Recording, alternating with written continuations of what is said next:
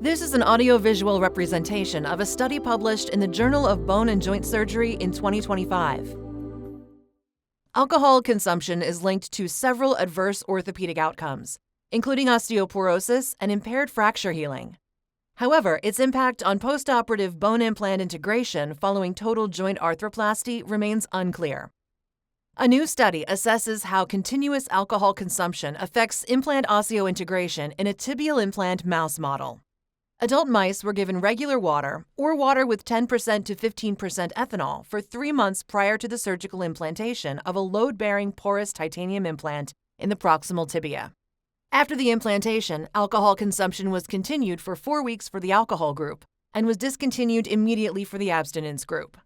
The researchers examined osseointegration using microcomputed tomography, biomechanical pull-out testing, and histological analysis.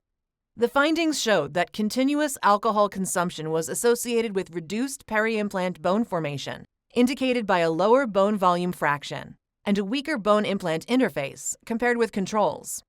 Notably, mice in the abstinence group had a significantly higher bone volume fraction compared with mice that continued alcohol consumption. Furthermore, abstinence restored the peri-implant bone formation and bone implant interface strength of mice in the alcohol group to levels comparable with those of control mice. Overall, these findings suggest that although alcohol consumption reduces peri-implant bone formation and weakens the bone implant interface, postoperative alcohol cessation may help reverse these impairments, thereby reducing the risk of osseointegration failure.